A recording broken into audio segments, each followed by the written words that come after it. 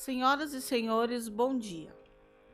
Saudamos os presentes e os que nos assistem pelo canal do YouTube da Escola de Gestão do Paraná. Em nome da Secretaria de Estado da Administração e da Previdência, a Escola de Gestão do Paraná promove o lançamento do curso Licitações e Contratos de Obras e Serviços de Engenharia, com ênfase na nova Lei de Licitações e Contratos. E também hoje teremos uma conversa com o procurador Dr. Hamilton Bonato, que é procurador-chefe da Coordenadoria do Consultivo da Procuradoria-Geral do Estado do Paraná. O curso ele tem como objetivo geral proporcionar aos discentes, à luz do direito e a partir da prática administrativa, como fundamento na Lei Federal 14.133 de 2021 e o decreto que a regulamenta no Estado do Paraná, uma visão dos principais aspectos relativos às licitações e aos contratos de obras e serviços de engenharia. O curso tem a carga horária de 24 horas e é realizado pela Escola de Gestão do Paraná em parceria com a PGE. O curso é pautado em videoaulas e é de suma importância que os cursistas o façam com tranquilidade. Mesmo após a certificação, o curso permanecerá aberto para posterior consulta na plataforma EAD da Escola de Gestão. Como surpresa para o Dr. Hamilton e para os demais procuradores do Estado que foram docentes nesse curso, exibiremos a apresentação do curso, que foi customizada pela equipe multimídia da Escola de Gestão. Luan, pode pôr o primeiro vídeo, por favor. Legal. Obras e serviços de engenharia com ênfase na nova Lei de Licitações e Contratos. Sou o Licitinho, personagem criado pela Escola de Gestão para atuar como facilitador no processo de ensino, uma vez que o curso é pautado 90% em videoaulas. Tenho algumas informações importantes para você antes de iniciarmos o curso. Antes de mais nada, vamos aos agradecimentos às instituições e seus interlocutores que tornaram possível formatarmos este curso para a modalidade à distância. A Procuradoria-Geral do Estado do Paraná, que foi responsável pela estrutura e conteúdo programático do curso. Aos procuradores da PGE, que ministraram as palestras no curso presencial e autorizaram sua customização para a modalidade à distância. A TV Paraná Turismo, que gravou e editou as palestras do curso para serem utilizados no curso à distância. Ao Palco Paraná, que disponibilizou o espaço para que ocorresse o curso presencial no Canal da Música em Curitiba. A Escola de Gestão, responsável pelas inscrições e certificações do curso, bem como toda a logística do curso presencial e que agora viabiliza sua oferta na modalidade à distância. Nominaremos todos os envolvidos ao final, em uma ficha técnica, para não nos alongarmos muito. Tudo bem? Este curso foi reeditado e customizado pela equipe de ensino da Escola de Gestão, para que você tenha uma experiência positiva de capacitação. Para isso, recomendo: não adiante os vídeos do curso, porque eles tratam integralmente de conteúdo. Ao final de cada vídeo, tem questões para serem respondidas. As videoaulas são divididas por temas. Cada videoaula está sinalizada com um número de ordem, com o tema a ser tratado e o tempo de duração para que você se organize. Uma vez matriculado no curso, você vai seguir assistindo às videoaulas e, ao final, cumprindo todas as etapas previstas. Você terá a sua certificação. Mas não se preocupe, uma vez finalizado o curso, este ficará aberto permanentemente para que você tire as suas dúvidas e assista novamente os vídeos que precisar. Nosso primeiro palestrante será o Dr. Hamilton Bonato, procurador-chefe da Coordenadoria do Consultivo. Dr. Hamilton é mestre em Planejamento e Governança, engenheiro civil, licenciado em Ciências e Matemática, especialista em Direito Constitucional, Advocacia Pública, em Construção de Obras Públicas e em Ética e Educação. Também é autor de diversos livros nesta área. Então, vamos ao curso. Nos encontraremos em breve.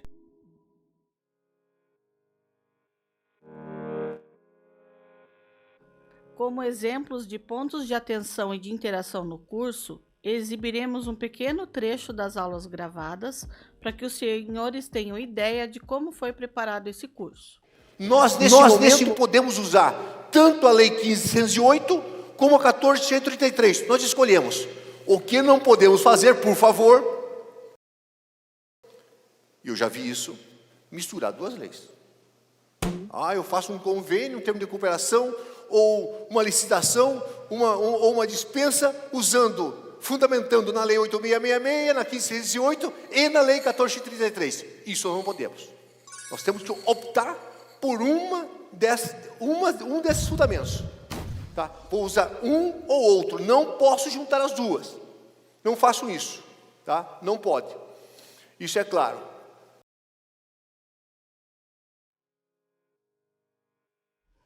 Então, agora com esse exemplo, vocês vão ter ideia, né, do que vão encontrar no curso. E agora temos aqui o Dr. Hamilton, que vai nos abrilhantar com algumas novidades. Dr. Hamilton, por favor. Olá a todos, a todas, os presentes aqui, muito obrigado pela presença, muito me honra vocês largarem seus afazeres e estar aqui para me ouvir, fico muito feliz, aqueles que estão nos assistindo, essas centenas de pessoas, muito mais do que eu poderia imaginar, muito obrigado pela atenção, fico bastante feliz. O que me pediram para trazer um pouquinho são as novidades da Lei 1433, no que diz respeito a obras e serviços de engenharia. Evidentemente, em outro momento, os outros temas, aquisições de serviços, convênios, será também conversado a respeito disso. Hoje, especificamente sobre isso. E se eu fosse dar um nome para essa pequena palestra que eu vou dar, eu diria 30 novidades da Lei 1433 de 2021, em obras e serviços de engenharia.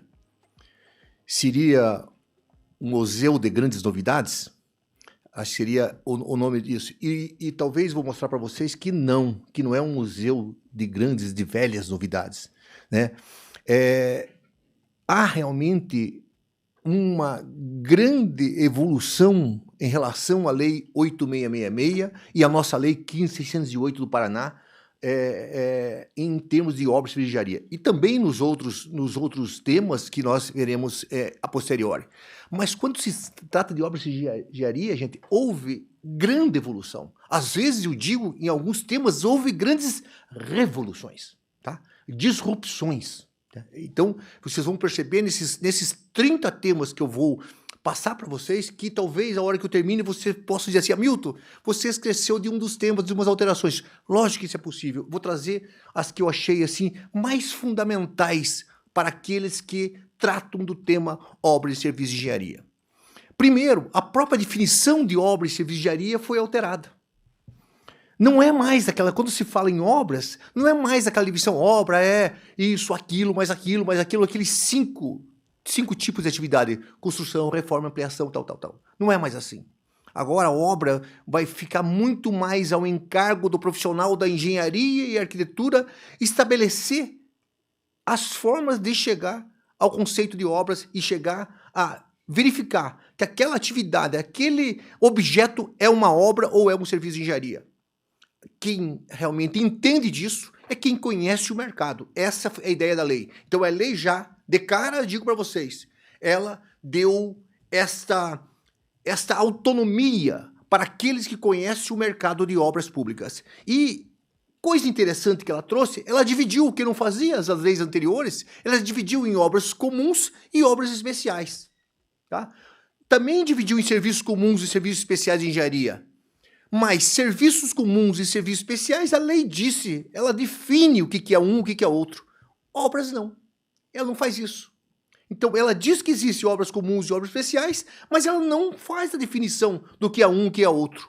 Quem fez? O Decreto Estadual 10.086. Ele foi lá e definiu, tá? A partir de uma analogia em relação a serviços comuns e serviços especiais, ela fez essa definição. Então, nós, no Estado do Paraná, não precisamos nos preocupar, porque existe uma definição dentro do nosso decreto. Porque decreto é para isso. Decreto não é para inventar. Decreto não é para inovar. Decreto é para trazer, definir melhor algumas atividades, trazer alguns conceitos, regulamentar procedimentos, é para isso que serve.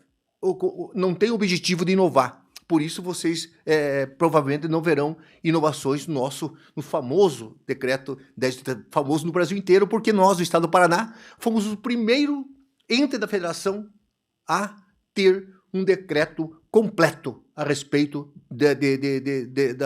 que regulamenta a Lei 14.133.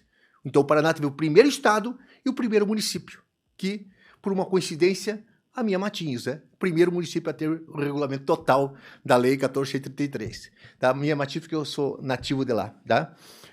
Outra coisa que trouxe diferente é modalidades. Ela trouxe 2 modalidades diferentes, gente. Primeiro, o diálogo competitivo.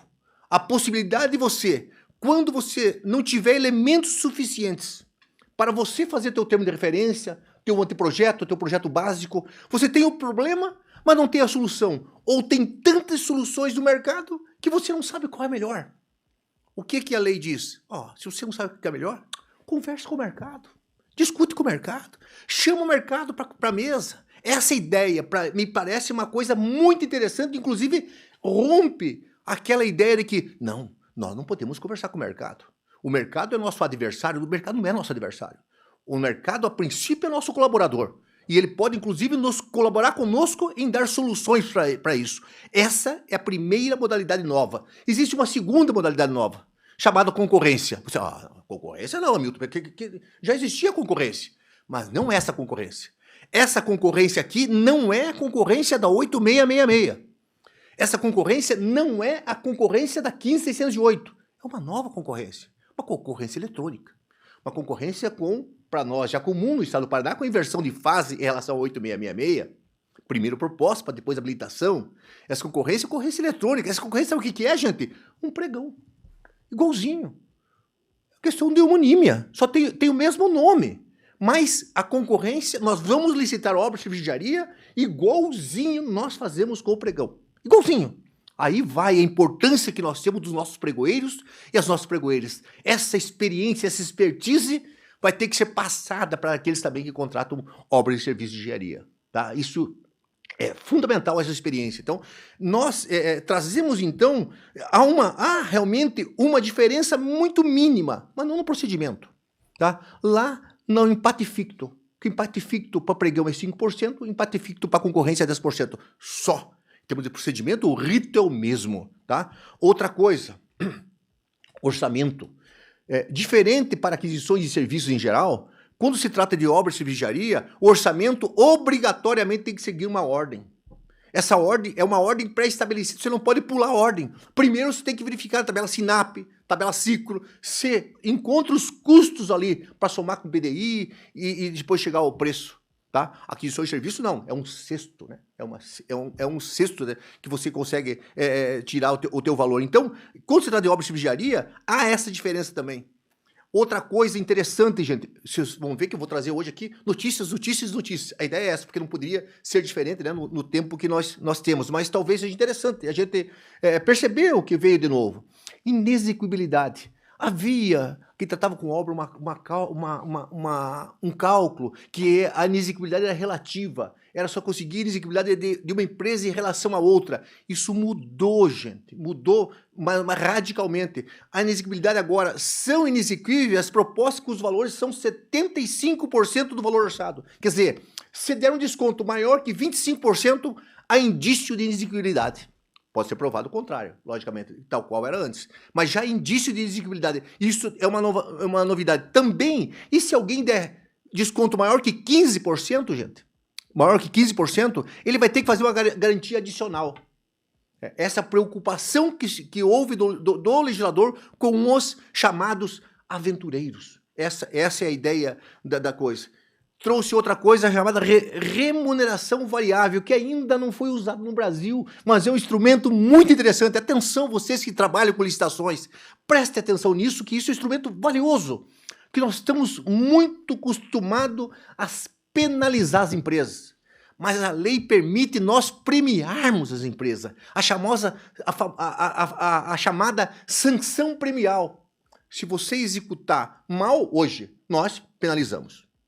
Se executar bem, nós te pagamos sem penalidade. Se você executar melhor ainda do que o normal, nós podemos premiar vocês.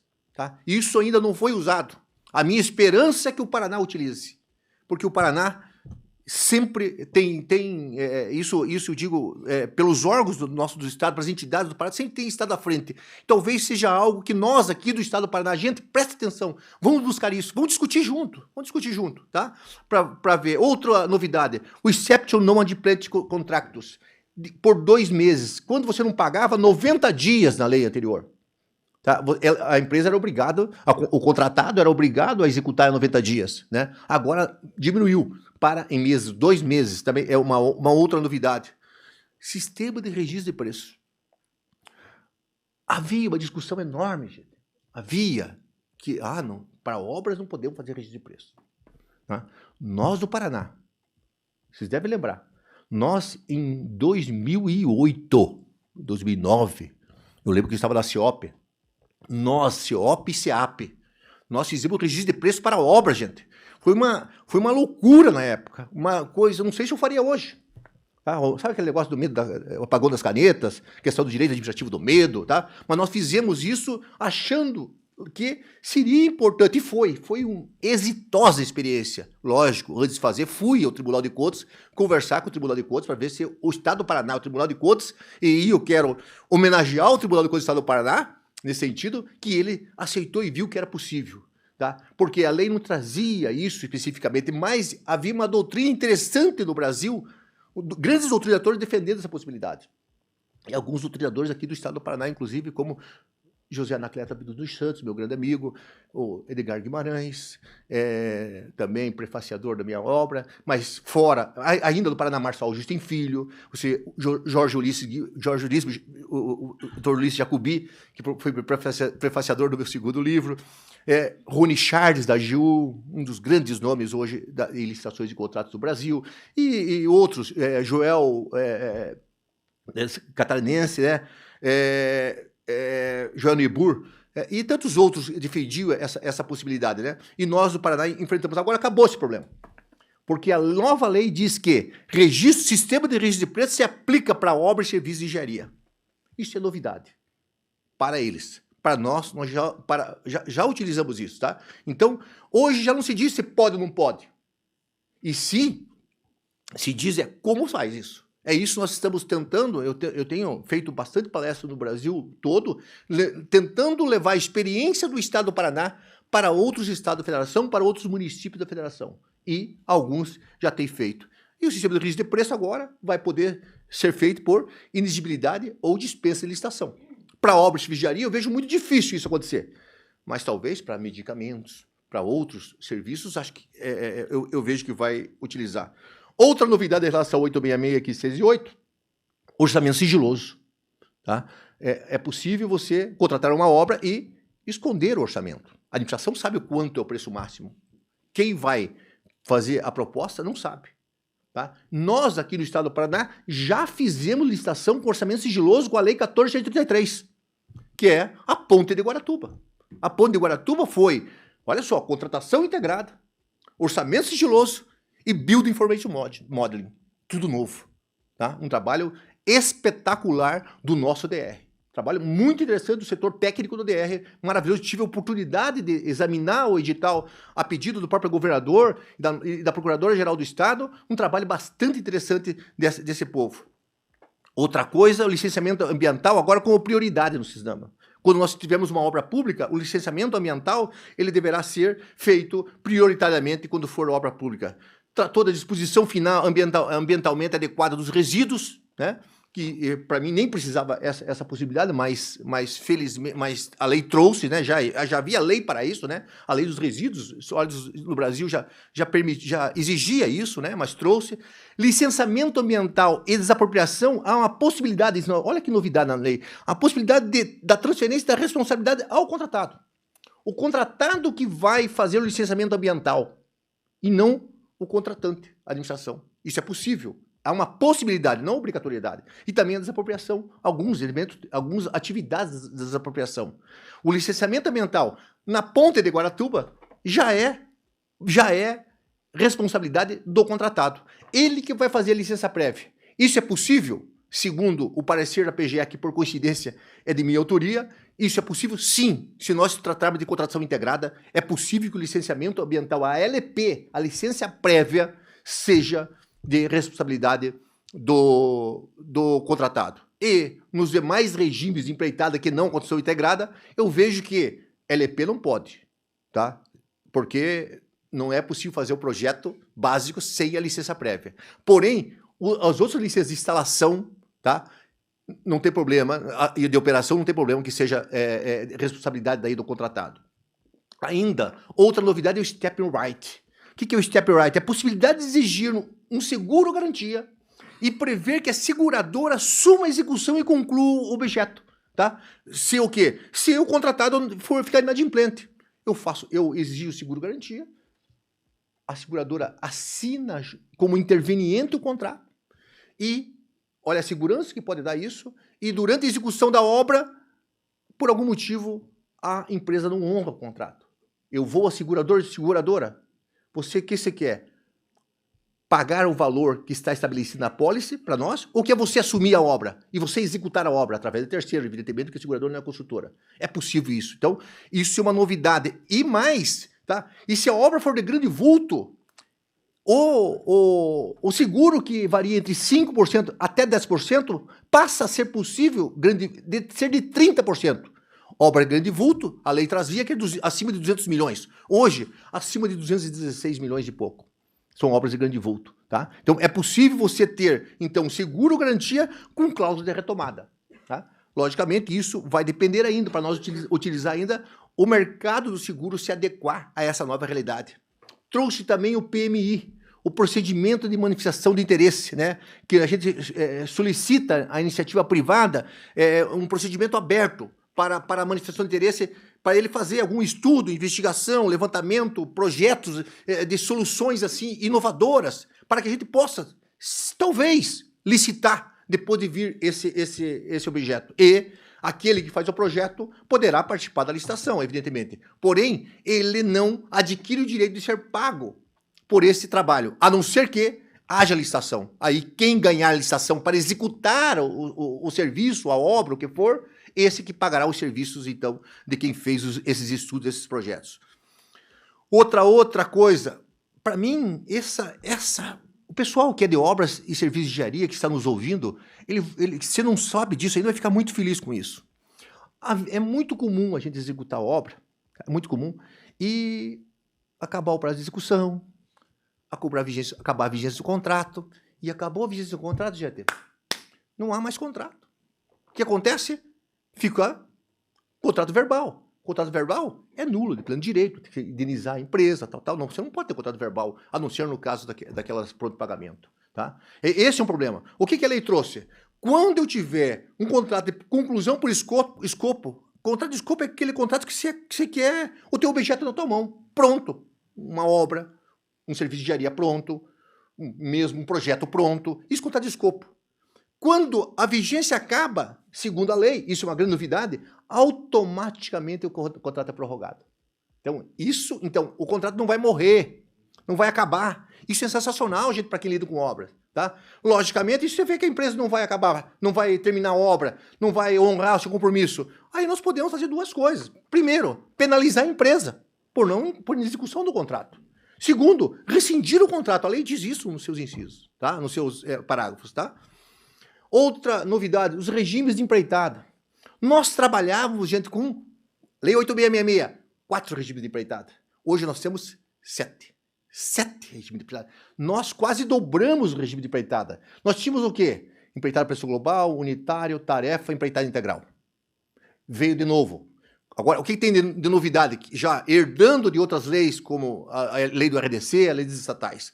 Contratação integrada, novidade em relação ao 8666, mas já tinha na lei dos estatais, já tinha na lei do RDC. Outra, contratação semi-integrada.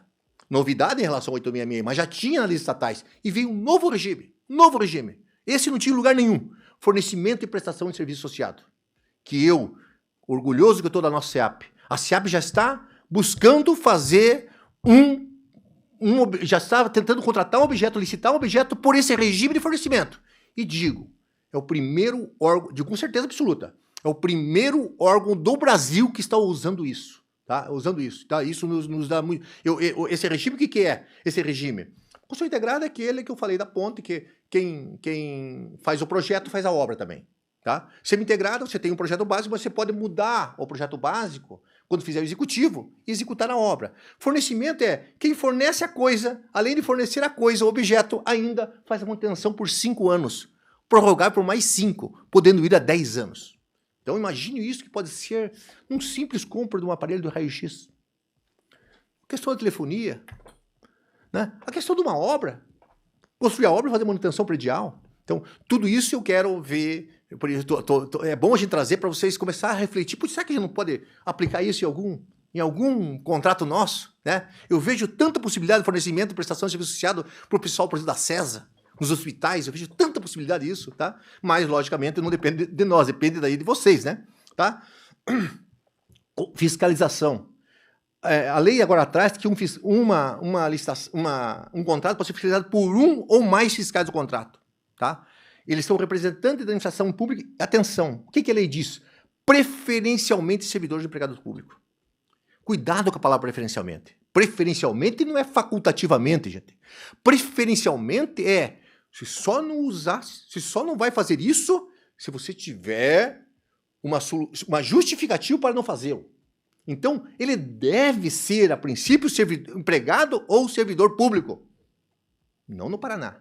No Paraná, lógico, a estrutura que tem o Paraná, a pujança que é o Paraná. Aqui não. Aqui o fiscal deve ser servidor efetivo ou empregado público, além de ser engenheiro, engenheira, arquiteto ou arquiteta, no caso de obras de engenharia. Tá? O recebimento. E vai ter que acabar uma tradição que tem aqui no estado do Paraná, que quem faz o recebimento provisório também faz o definitivo. Acabou. Quem faz o recebimento provisório não pode fazer o recebimento definitivo. Por quê? Porque há um princípio importante, que é o princípio da segregação de funções. Tá? Você tem que respeitar. Porque caso alguém faça um recebimento provisório equivocado, por erro, tá? Vou falar, mas não acredito nisso, mas por uma má fé, tá? Aquele faz o recebimento provisório com essas ações, com essas características, tá? Não pode ele mesmo depois fazer o definitivo, porque, logicamente, que ele corrigir um erro próprio. Então, a ideia é que tenha outro fazendo o recebimento, outra daí pode ser uma comissão, ou um outro servidor, recebimento, para que caso haja algum equívoco, alguma irregularidade do recebimento, isso possa ser corrigido. Tá? Porque essa é a ideia da segregação de função. Segrega a função, separa a função. Então, isso vai acontecer em várias atividades. Por exemplo, o pregoeiro não pode participar do planejamento. Ele não pode firmar os elementos do planejamento. Lógico, ele pode discutir, trazer sua experiência. Lógico, não vai virar as costas. Até nosso... Para não ficar dúvida, o nosso decreto deixou isso muito claro. Que isso é um papel do pregoeiro.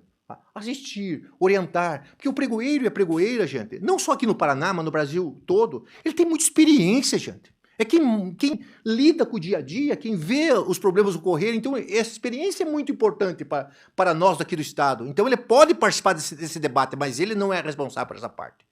Porque, assim como ele não pode depois participar da fiscalização do objeto. Tá? Então, o recebimento teve essa alteração.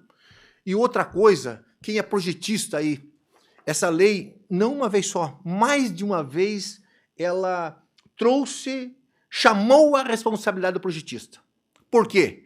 Porque há um estudo do TCU em que vários problemas em obras se dão porque há problemas nos projetos. Tá? Há problemas nos projetos. Então, o que ocorre normalmente? Quando ocorre problema no projeto, quem é que vai resolver esse problema? O fiscal ou a fiscal, quem está lá na obra. Tá? E o projetista, tá? Invariavelmente, tenho observado isso e tenho pesquisado em outros lugares desse Brasil, ele fica na boa. O que a lei diz? Olha, quando há um projeto de obra, mesmo que haja o recebimento definitivo, isso não vai eximir o projetista ou o consultor da responsabilidade objetiva por todos os danos causados por falha do projeto. Isso não diz uma vez só. Então, mas você vai me dizer assim, mas Hamilton, isso já tinha que ser antes. Tinha que ser, mas não foi. Mas não é. Só que agora é letra da lei agora. É letra da lei, tá? Então, muito cuidado. E eu digo também, cuidado com aquele que faz o TR, o termo de referência, tá? Porque termo de referência é uma espécie, tá? Uma espécie do gênero projeto, tá? Observando que o termo de referência, você projeta o que você quer. Exato? Então, ele é uma espécie. Cuidado com isso, não sei que interpretação que os tribunais de conta darão quanto a isso. Essa é minha interpretação por enquanto, tá, gente? Outro. Olha que interessante. O prazo de garantia para uma obra, a gente tem usado, com base no Código Civil, sempre 5 anos. Perfeito? 5 anos é o prazo. 5 anos é o prazo. A lei permite que você se preveja um prazo de garantia superior a isso. O edital pode estabelecer que o prazo, nesse caso, não vai ser 5 anos, vai ser de 10, 12, 15, 20 anos, depende da complexidade da obra. Tá? Eu acho muito interessante isso ser usado principalmente quando a gente adota esses regimes de empreitada novos, condição integrada e semi-integrada principalmente. Tá? Onde você, quando se faz condição integrada, para dar um dos exemplos, quem vai fazer o projeto é o contratado, não somos nós da administração. E você analisa o projeto, acredita que aquele resultado chegará. O resultado que você trouxe no teu anteprojeto. Porém, há uma certa incerteza. Uma certa incerteza é bom. Há um certo risco. Então, por que não? Já que ele vai propor uma obra que eu não sei qual é o projeto, não sei que material que ele vai usar, não sei que sistema construtivo ele vai usar, não sei que elementos da construção ele vai usar, por que não ampliar essa garantia? A lei traz essa como uma grande novidade, essa possibilidade de ampliar a garantia superior, então, a 5 anos. Tá? Seremos obrigados a ter um sistema informatizado para acompanhamento de obras, tá? Com recurso de imagem e vídeo. Isso também o nosso decreto regulamentou. Tá? Isso o nosso decreto. Aliás, todos os temas que eu tratei com vocês estão regulamentados nesse decreto. Tá? Aí eu louvo a participação dos órgãos que trabalham com obras de vigiaria aqui. Tá? Porque eles ajudaram muito a construir esse regulamento aí, especialmente a Paraná Edificações. Outra novidade, contratos de eficiência, que não havia, gente. Contrato de eficiência, né? Qual é a ideia? Reduzir as despesas correntes. Um exemplo. Vocês têm um prédio, alguns prédios, um exemplo, que gasta muita energia. Muita energia. O valor é muito grande de energia, Castro. Vocês fazem um edital e dizem assim, gente, quem dá uma solução para eu gastar menos? Se você fizer eu gastar menos, um percentual do meu ganho, eu pago para você. Essa é a ideia do contrato de eficiência. Digo para vocês, ninguém ainda no Brasil utilizou o contrato de eficiência, em que pese ele existir desde 2011, na lei do RDC. Ainda ninguém utilizou. Está aí mais um desafio para o Estado do Paraná, tá? O Estado gosta de ser o primeiro? Olha que desafio legal, tá? Que desafio legal. Então, é uma novidade interessante. Outra coisa que mudou, gente, para quem lida com obras de vigiaria, nós tínhamos na Lei 8666 e na Lei 1508, quando a gente tratava de reajustamento de preço, em estrito senso, tá? O reajustamento de preço, nós tínhamos possibilidade de 2 datas bases. Essas databases quais seriam? Ou era a data da apresentação da proposta, ou a data do orçamento, ou uma ou outra. Então, a opção era nossa. Então, era muito comum nós, por exemplo, o pessoal da edificação, usar a data da apresentação da proposta. Naquele dia que se fazia a proposta, se estabelecia a equação econômica financeira e o reajuste 1 ano era contado a partir daquela data base. Mas poderia ser, como outros órgãos usavam, o DR, por exemplo, a partir do orçamento, não da data base. Tá? A nova lei tirou a possibilidade de ter 2 datas bases. Só existe uma possibilidade agora, só a data do orçamento. Tá? Só a data do orçamento. Tá? Então, acabou agora aquela ideia de que você podia escolher uma ou outra. A data base para o reajustamento é a data do orçamento. Atenção. Aí houve assim uma discussão, eu participei de muitos debates aí, bati, apanhei, debate é isso mesmo, né? Qual é a data do orçamento? Tá? Para alguns, é a data da tabela SINAP, por exemplo, ou tabela SICRO. Tá? O que eu não concordo. Em primeiro lugar, a lei diz data do orçamento. A tabela SINAP ou tabela Cicro é orçamento? Resposta, não. De jeito nenhum. Aliás, nem é preço. É só custo. Porque não tem BDI ali. Tá? Então, a tabela SINAP não é a data do orçamento. A tabela Cicro não é. A tabela do orçamento é a tabela do dia que o orçamento foi registrado no órgão. Isso foi estabelecido no nosso decreto. Para não ficar dúvida, para dar segurança àqueles que fazem orçamento, àqueles que fazem licitações. Tá? Então, isso também é uma das novidades trazidas pela lei. Outra, a matriz de risco. A possibilidade de usar matriz de risco em qualquer contrato. Fornecimento, aquisição. Pode usar matriz de risco? Pode. Em alguns casos é obrigado. Por exemplo, contratação integrada, esse é regime de empreitada, contratação semi-integrada, obras de grande vulto. Aí é obrigado a usar matriz de risco. Mas nós podemos usar matriz de risco em qualquer contratação, tá? Qual é a ideia? Para que você já estabeleça, se ocorrer algum fato extraordinário, quem é o responsável. Para não ficar discutindo se vai ter reequilíbrio econômico financeiro ou não. Já está escrito lá, ó, se ocorrer isso, responsabilidade da administração. Tem que ter equilíbrio econômico financeiro. Se acontecer isso, aquilo, responsabilidade do contratado. Não tem que ter equilíbrio econômico financeiro. Essa é a ideia da matriz de risco. Então, a matriz de risco, nós podemos abrir a nossa visão e pensar qualquer um contrato. Imagine agora, contratos de 5, de 10 anos nós vamos ter, gente. Os contratos de fornecimento de 10 anos, contratos de serviços em geral, 10 anos. Serviços de engenharia, possibilidade de 10 anos. Então, logicamente que é muito importante você estabelecer essa matriz de risco, de a quem cabe a responsabilidade por cada coisa. Outra coisa, obrigação de não haver redução de desconto entre o valor global do contrato e o preço global de referência. O que significa isso? Se houver aditivo, se houver aditamento contratual, o desconto que a empresa deu tem que manter.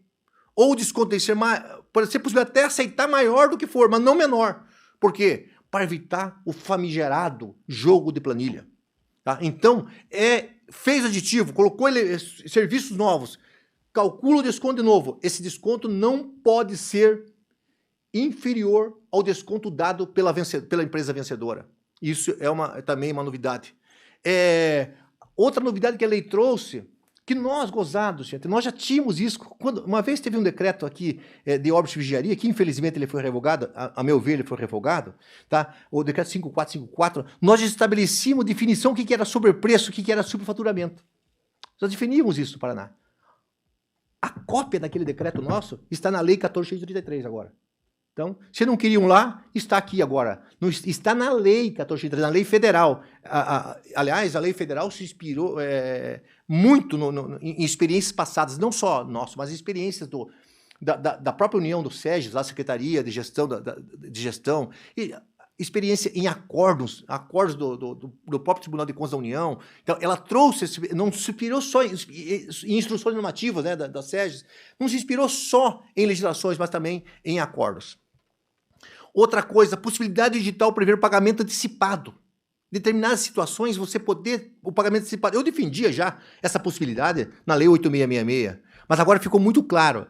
E também o nosso decreto tem um trabalho muito interessante a respeito disso, muito interessante a respeito de como, em que casos é possível fazer o pagamento antecipado.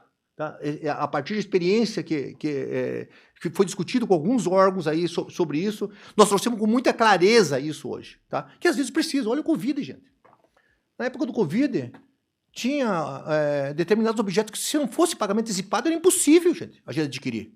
Tá? Então, em alguns casos, essa experiência também nos ensinou isso, né? E em alguns casos, se o pagamento for antecipado, há ganho financeiro muito grande para o Estado. Tá? Exemplo, combustível de avião. Tá? E, entre outras coisas. Então, é possível, em algumas situações, ter pagamento antecipado, lógico, com outras garantias, né? É preciso, a partir disso, ter outras garantias. E o 30º tema, gente, já falei 29 temas. Falei para Chu, né? Mais como é da cobra, né? 29 temas. O 30º tema. Para mim, em termos de obras de engenharia, para mim, este é o tema mais importante de todos. Por isso que eu deixei por último. Esse é o mais importante. Porque essa lei é inovadora. Essa lei traz várias... Eu trouxe aí 29 novidades para vocês. Tá? Só em obras. Tem mais por aí, né? Nós falamos dos outros temas. Haverá outras novidades para se trazer. Mas, para mim, o maior ganho em termos de nós temos obras com maior qualidade, com orçamentos mais assertivos, com maior transparência, com menos aditivos.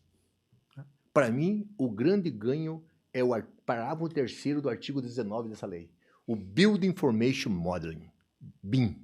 Tá? Eu até escrevi um livro sobre isso, BIM em obras públicas, aí, para tentar motivar o pessoal a usar o BIM. Escrevi antes da lei, tá? Porque a gente estuda isso, o BIM há muito tempo. A CIU, a Secretaria de Infraestrutura e Logística, Paraná Edificações, o DR e outros órgãos, aí, a CEDU, tem um trabalho muito interessante já fazendo junto, e outras estatais aqui do Paraná, Sanepar, Copel, tal, Coapar, esse pessoal está trabalhando mais, capitaneado pela CIU, tem um trabalho muito interessante.